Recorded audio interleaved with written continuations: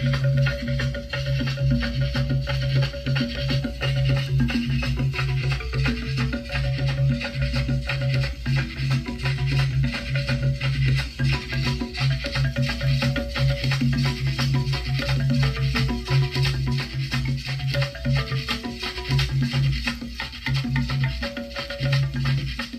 à tous et bienvenue à Yembati Menela.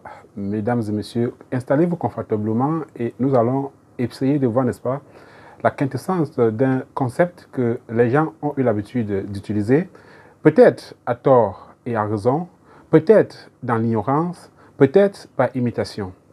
Aujourd'hui, si vous me voyez vêtu en noir, mesdames et messieurs, et décoiffé, c'est parce que je veux parler des disparus, je veux parler des morts. Je veux parler des morts de chez nous, dans la culture bantou, dans la culture africaine, dans la culture bamileke, dans la culture menois, dans la culture yemba, où je suis originaire. Il s'agit, n'est-ce pas, mesdames et messieurs, des morts. Quel type de morts ou quel genre de morts? De qui s'agit-il? Nous avons deux concepts en main. Lorsqu'on entend qu'il y a eu mort, on entend les gens dire que son âme repose en paix et mes condoléances. Bref, les gens ont l'habitude de dire mes condoléances et que son âme repose en paix. Mais, force est de constater que beaucoup le disent dans l'ignorance, sans savoir à qui il faut dire quel concept. Parce que les deux concepts ne sont pas destinés à toute personne. Un enfant qui meurt à fleur de l'âge. Un enfant qui meurt à fleur de l'âge. Je dis bien à fleur de l'âge. Un bébé, un mort-né, un enfant de 5 ans, 2 ans, 3 ans, 10 ans, 15 ans, même 20 ans, même 30 ans, qu'est-ce qu'il a fait? Est-ce que l'âme de cet enfant peut-il se reposer en paix? Point d'interrogation. Maintenant, un vieux qui meurt à 70, 80, 90, 100 ans, oui, on peut dire mes condoléances et que son âme se repose en paix. Pourquoi? Parce que dans la culture africaine, dans la culture bantou, mesdames et messieurs, l'homme, l'être humain, dans sa généralité, est comme une feuille qui germe le matin, grandit, fleurit à midi et tombe, jaunit à midi, j'allais dire, et tombe le soir. L'homme, l'être humain, dans la culture africaine, est comme une feuille. Et ce n'est pas pour rien que les ancêtres ont, n'est-ce pas, tracé, que les ancêtres ont fait toute cette traçabilité pour comprendre ou bien pour voir un certain nombre de choses un peu plus loin. Nous savons tous que dans la culture africaine également, lorsque quelqu'un meurt, lorsqu'un vieux meurt, on ne peut pas faire ses funérailles au même moment. Pourquoi? Parce que il a 7 étapes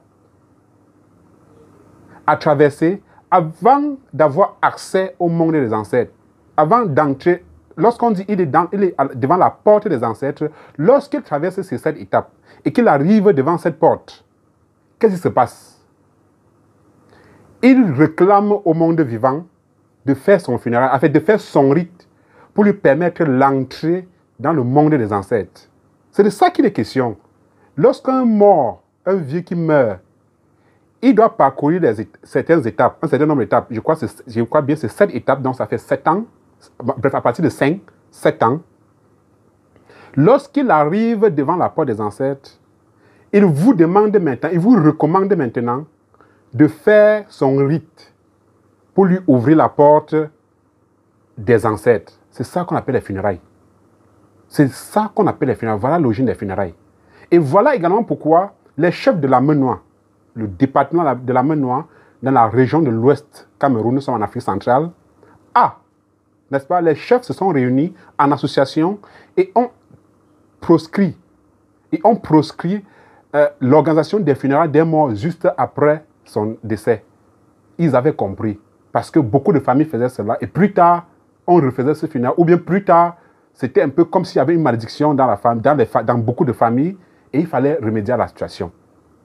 Bien. Un vieux donc qui meurt, on peut dire que son âme repose en paix. Pourquoi? Parce que étant une feuille qui a germé le matin, il a grandi, c'est-à-dire il a fait tout son parcours, il a créé son monde, il a réalisé un certain nombre de choses dans le monde des vivants, et au soir de sa vie, Ça, c'est une feuille qui va tomber parce qu'il a jeûné à midi et il doit tomber en soirée. Il doit mourir. Et lorsqu'il meurt, il doit donc se reposer parce qu'il est dans le monde des ancêtres. Là, on dit mes condoléances à la famille éprouvée et que son âme repose en paix.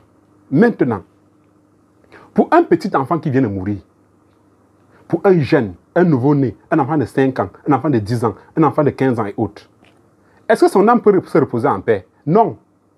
J'avais dit, et j'ai la ferme conviction, que ceux qui ont attribué la paternité du principe causal à Socrate, ou du moins à l'Europe, n'avaient pas raison. Parce que lorsque tu entres dans l'Égypte ancienne, lorsque tu entres dans la culture ancienne de façon profonde, tu comprends que à un certain niveau, nos ancêtres s'étaient d'abord interrogés. Avant de s'interroger d'où venait le monde, ils s'étaient d'abord interrogés comment un enfant qui naît, n'a encore rien fait, peut mourir directement.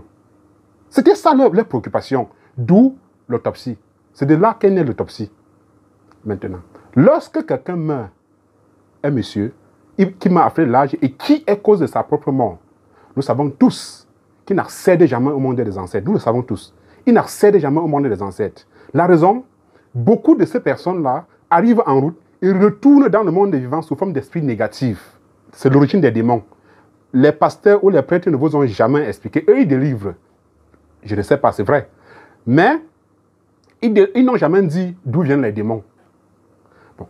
Quand ces morts qui n'ont pas pu avoir accès au monde des ancêtres retournent dans le monde des vivants sous forme d'esprit négatif et deviennent des démons, où est donc le repos de l'âme qu'on avait souhaité au départ? Donc, il y a donc des enfants. Il y a donc ceux qui ont précipité leur mort, c'est-à-dire ceux qui sont entrés dans la sorcellerie, ceux qui en sont allés chercher les porte-monnaies magiques, ceux qui se sont pendus, ceux qui se sont suicidés, ou ceux qui se sont suicidés, ou ceux, n'est-ce pas, qui, par exemple, des bandits qu'on tue dans des carrefours, on ne peut pas dire que son âme repose en paix. Son âme ne se repose jamais. Son âme ne doit jamais se reposer. Pour l'autre, l'a oublié. Donc, mesdames et messieurs, je viens par cette vidéo aujourd'hui faire la clarification sur l'utilisation de ce concept que dans la culture africaine, quand vous prononcez quand vous prononcez un mot, j'allais dire, excusez-moi, quand vous prononcez un mot ou bien une parole à l'endroit d'un mort, la parole a son sens. Nous savons très bien que le monde est né de la parole. Donc tout ce que nous allons dire aura effet sur ce mort. Que vous le dites à distance ou proche, il y aura effet.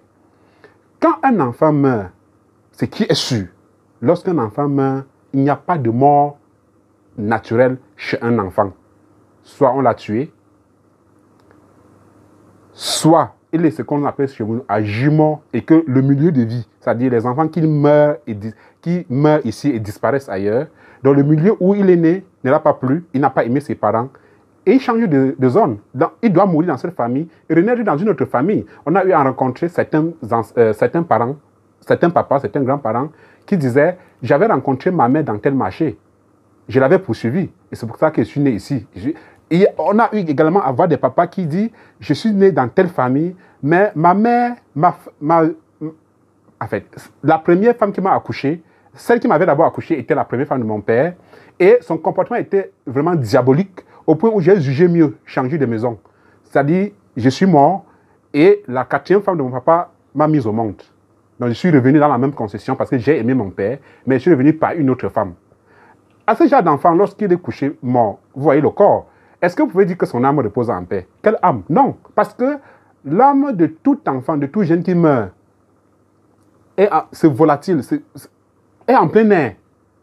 Et il doit avoir des conséquences si c'est quelqu'un qui l'a tué, parce qu'il y en a qui rentrent, n'est-ce pas, devenir des pivots, des pions.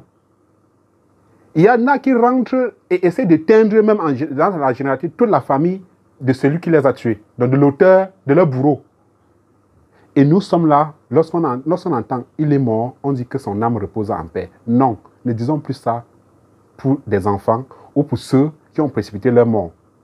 Mais si c'est pour des vieux, quand des vieilles personnes meurent, nous avons le plein droit de dire que son âme repose en paix, ou du moins, vous souhaitez d'abord les condoléances, parce que mes condoléances, on peut le dire à toute la famille, que ce soit enfant ou vieux, mes condoléances, oui, le thème est exact. Mais que son âme repose en paix, vérifiez réellement à qui vous êtes en train de le dire.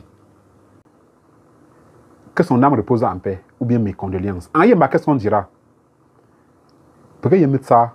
Oui, quand un jeune meurt dans une famille, ou bien quand un vieux meurt, tout le monde peut arriver et dire, pourquoi il y a ça?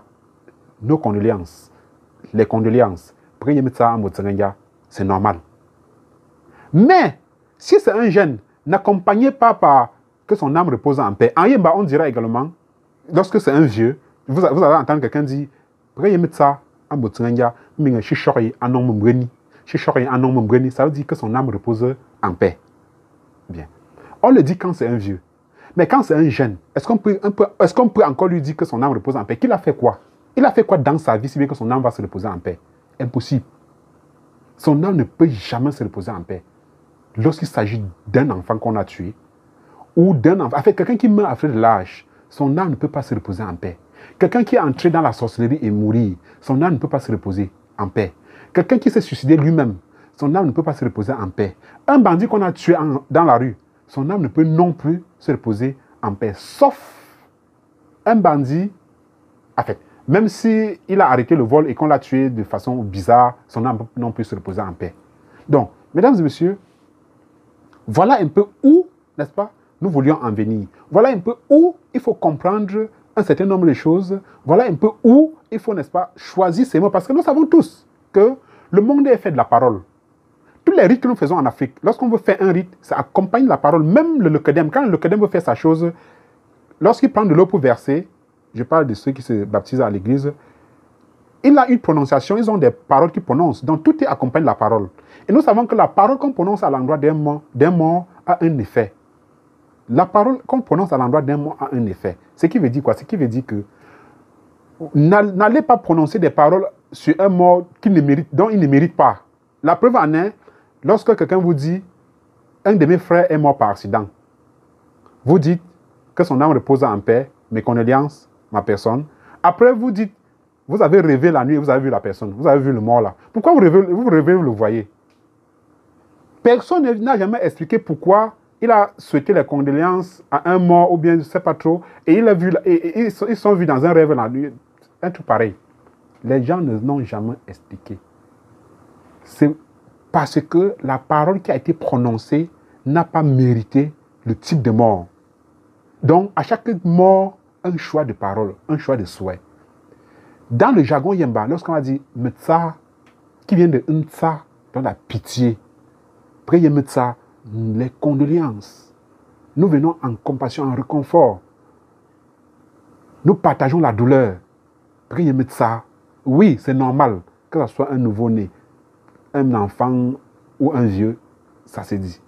Mais que son âme repose en paix, non, ça ne se dit pas n'importe comment et à n'importe qui. Lorsqu'un vieux meurt, oui, il mérite.